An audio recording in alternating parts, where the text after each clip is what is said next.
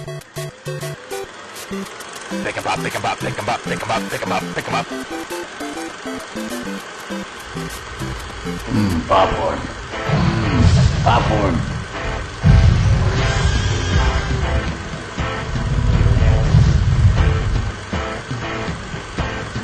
The Teenage Mutant Ninja Turtles.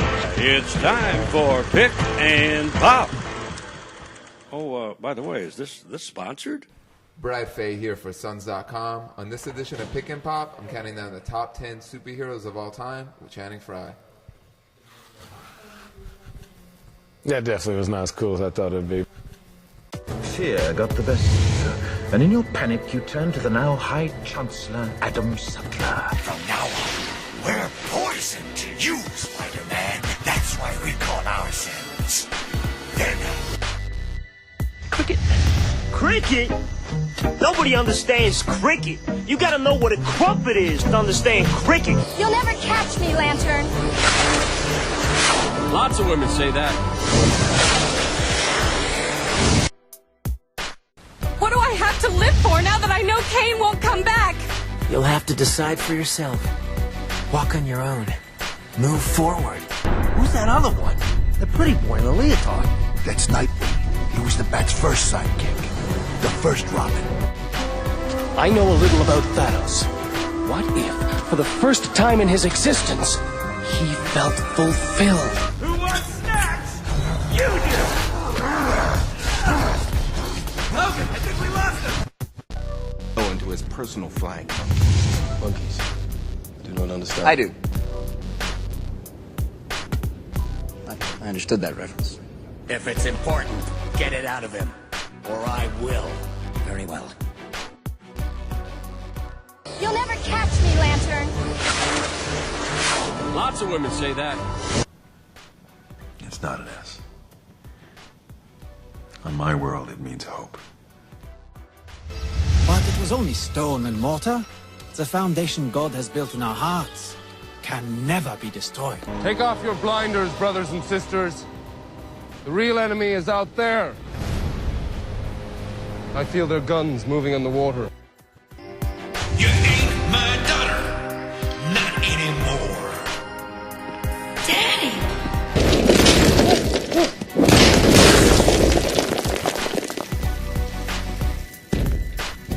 Puny God.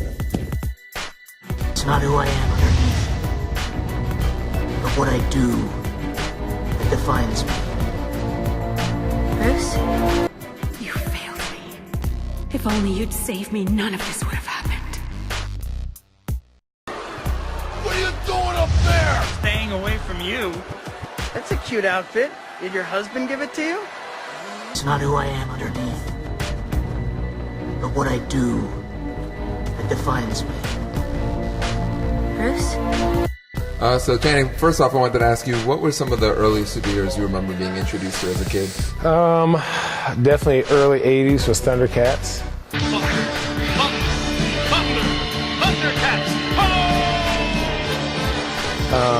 Transformers, G.I. Joe. G.I. Joes. I wouldn't say they're superheroes, but, you know, they're heroes in my book. And then, of course, you got to go with Ninja Turtles, huge Ninja Turtle fan. See? Nothing beats cutting wit. You know, once the early 90s came around, then I was big, in my generation's a Power Rangers guy and Beetleborgs and all that other kind of stuff. So I didn't really get into comic books till I came here to Phoenix, and then Robin was like, hey, check this out. And I was like, oh, maybe I should check it out. And then went and checked it out, and now I kind of get my every Tuesday and Wednesday on that little app and stuff. So. Do you use like Comixology? Yeah, I just use the Marvel app. I only read Marvel comics. You are a Marvel guy. Yeah. I appreciate that we both had Batman high on Right. You didn't have Spider-Man, which really threw me off. Yeah, I just think Spider-Man's so wishy-washy for me, and I think you look at the villains that Spider-Man really has to go up against, and they're probably the most laughable villains. I mean, none of those guys are really, you can't take them seriously. You know, it's almost like the Flash's villain, like the Boomerang or a Light guy. Yeah. You know, it's like, I mean, you know, Cyclops is going against like pending doom every week. You know, it's like the Hulk goes to a planet, basically dominates the whole planet, comes back to Earth, dominates the whole planet. You know, even Cable has to go back and forth with the Future and battle like future impending doom. He battles the Rhino. I really want to disagree with you so bad because like it's my favorite superhero. He's Yeah, like yeah, an yeah. everyday guy. Yeah. And I just really appreciate that about him. But yeah, you're right. He's going to Right. go with the Vulture. Yeah, And, the like, Vulture. I was it's like, funny come that on. The most hardcore person that I could think to like debate you want to be Yeah. like, no, he's got Green Goblin. I'm Yeah. like, but the guy's called the Green Goblin. Yeah, the Like, Green it's Goblin. really And it's hard like, to- it's your best friend. It's like, it's your best friend's dad, man. It's like, hey, it's like, get over it. What do you mean? But I love you. You love me. And the ring. And your red hair. I'm Spider-Man. The only dude, the Hobgoblin, I would say would probably be the sickest. We got Venom one. and Carnage. Venom and Carnage. Okay, Carnage is probably legit, but Venom and Carnage and the Green Goblin and the Hobgoblin all fight each other more than they fight Spider-Man. I mean, he's all right, but I'm not putting him above anyone else. I mean, I think he would, if you want to put him up against the Hulk or Cyclops or any of those dudes, he'd probably get his back ripped. Oh, or yeah, something. yeah. Destroyed. Actually, I'll ask you that now. Then I was gonna ask you Hulk versus Superman. Who wins? You know what? I'm gonna go with the Hulk. Because Superman seems to have a problem with brute force. I mean, he almost died pretty much. And then you think like, the Hulk, the more you make him angry, the stronger he gets. And technically, he cannot be beat because the more you burn him up or fire him up, the more aggravated. Right, the more aggravated. So, and I think the fact that he's just as smart, if not smarter now, it's just one person most of the time. But it'd be a great battle. I'd pay money to watch that. I'd pay good money to watch that. So maybe they'll do it after Batman vs Superman. It's a success. Maybe they'll cross over a little bit more. You know what? The Batman vs Superman thing, I'd be interested to see who their villain is. I don't know who they think, but I mean, hopefully it's Lex Luthor with the outfit, or they go crazy with it. I heard they cast what's his name from Breaking Bad as Lex. I don't know about that. I mean, in Ben Affleck as Batman, I'll see it. The verdict is out on that one. Okay, he's not better though. Like everyone says, did you think Daredevil was a bad movie? Yes, I thought it was absolutely awful. Awful. What was? It was just so tacky. Maybe it was just that. The way it was written or the way it was wrote up or something like that. But it was just so tacky. Like, I felt like Daredevil's like, dude, this is a great story about your everyday guy who wants to take care of his block, his neighborhood, his city. And this dude is like a big square. And like, come on, man, you're way cooler than that. He's just so much cooler than that. I'm not the bad guy. You kind of touch on this.